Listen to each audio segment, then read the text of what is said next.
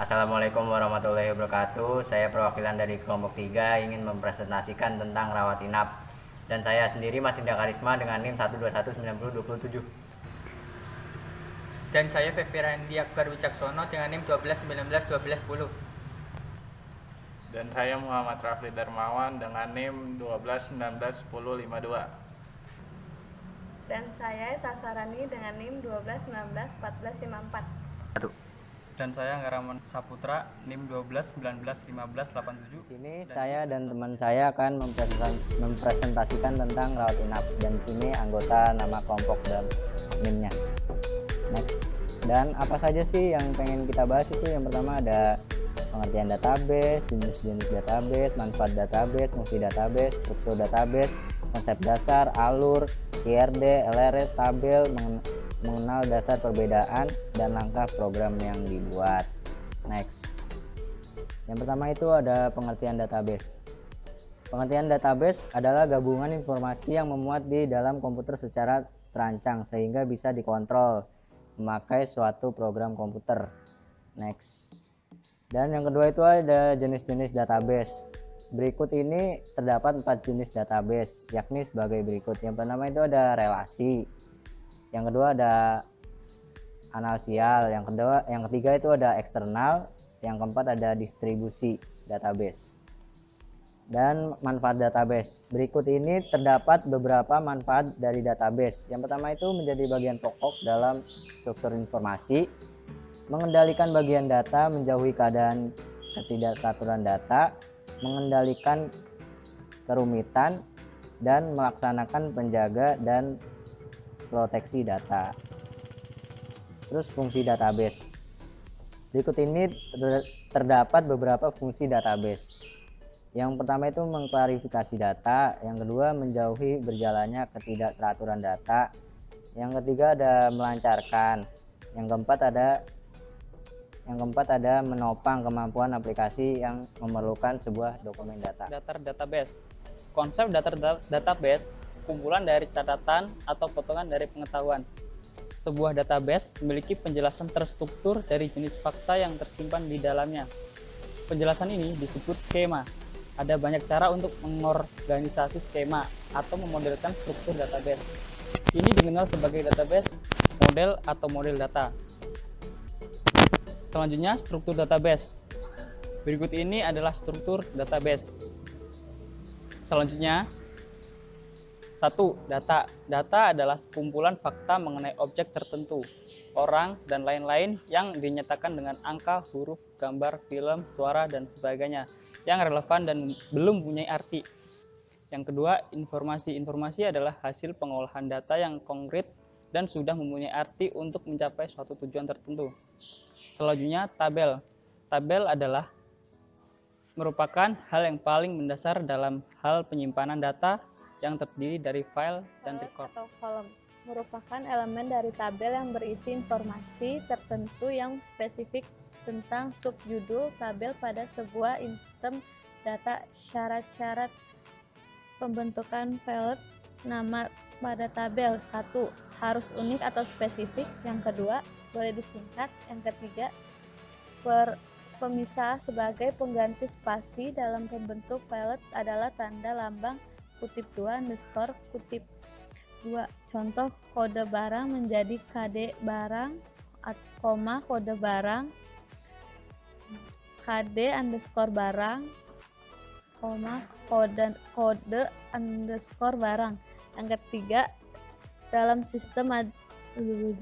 sistem manajemen basis data terdapat 3 macam file, yaitu 1. Harus diisi required, yang kedua dapat diabaikan optional, yang ketiga perhitungan dari file lainnya. Calculate, pengguna tidak dapat memasukkan data pada jenis file. Yang terakhir, calculate. Yang kelima, query. Query adalah pernyataan atau permintaan informasi tertentu dari sebuah basis data yang tertulis dalam format tertentu. Terdapat 3 metode utama, yaitu untuk membuat query Atau basis. sekumpulan data yang saling berkaitan tentang sebuah subjek tertentu. Misalnya, data seorang siswa akan disampaikan dalam record yang terdiri dari beberapa kolom atau file. Struktur database atau basis data adalah cara data diorganisasi agar pemproses data menjadi lebih efisien. Selanjutnya, mengenal perbedaan MariaDB dan MySQL. MySQL merupakan manajemen bisnis data relation yang dikembangkan oleh Michael Monty pada tahun 1990-an untuk memenuhi kebutuhan basis data yang cepat dan fleksibel untuk aplikasi web. Sedangkan MariaDB merupakan manajemen basis data relation yang dikembangkan dari kode sumber MySQL. Kesamaan MariaDB dan MySQL: MariaDB merupakan pengembangan dari MySQL yang kompatibel satu sama lain. Port, socket, dan API client yang digunakan kompatibel satu sama lain. Selain itu, sintaks keduanya sama-sama menggunakan SQL. MariaDB dikembangkan dari kode sumber MySQL yang kemudian dikembangkan lebih lanjut oleh komunitas pengembangan maupun pengembangan internet, sehingga MariaDB menawarkan performa yang lebih unggul dari MySQL. Mengapa ide CloudHost? Mengapa Anda perlu menggunakan produk ini? Produk kami menggunakan MariaDB sebagai manajemen basis data untuk seluruh paket hosting kami.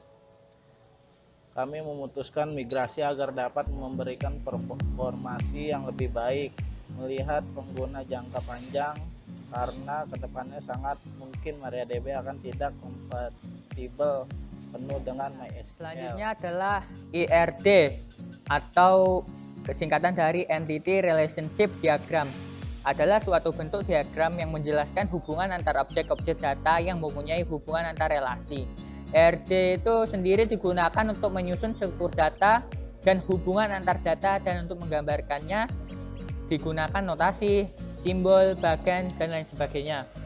Ini adalah struktur IRD yang telah kami buat. Lalu ada LRS atau singkatan dari Logical Record Structure. Adalah representasi dari struktur record-record pada tabel-tabel yang terbentuk dari hasil relasi antar himpunan entitas. Ini adalah contoh LRS struktur yang telah kami buat. Dan ini adalah tabel. Terdapat tabel kamar ranap, pasien, detail ranap, dan pembayaran. Nah, selanjutnya adalah langkah-langkah program yang kita buat sebagai berikut. Yang pertama ialah nyalakan aplikasi SAMPIB, lalu klik start pada Apache dan MySQL. Lalu kita buka CMD melalui Windows R, lalu klik CMD, lalu enter, lalu masuk ke CMD, lalu klik ketik program masuk MySQL atau masuk ke SAMPIB-nya. Yang ketiga, buat database. Untuk database yang ingin kita buat di sini sebagai contoh adalah rawat inap, yaitu dengan mengetik create database rawat_inap, lalu kita masuk ke database-nya. Setelah itu kita buat tabel pasiennya sebagai berikut dengan mengetik create tabel pasien dan tabel-tabel yang berada di dalamnya seperti nomor pasien, nama, tanggal lahir, alamat, dan primary key-nya. Setelah itu ada juga tabel kamar_ranap, tabel detail ranap, dan tabel-tabelnya. Lalu yang terakhir adalah tabel pembayaran.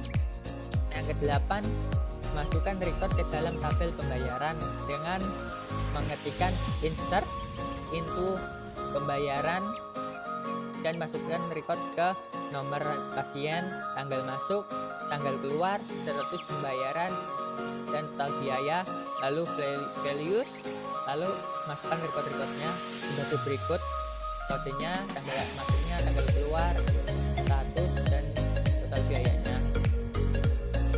Dan ini memasukkan record ke dalam tabel pasien sebagai berikut, dan yang ini memasukkan tabel ke dalam detail run-up sebagai berikut.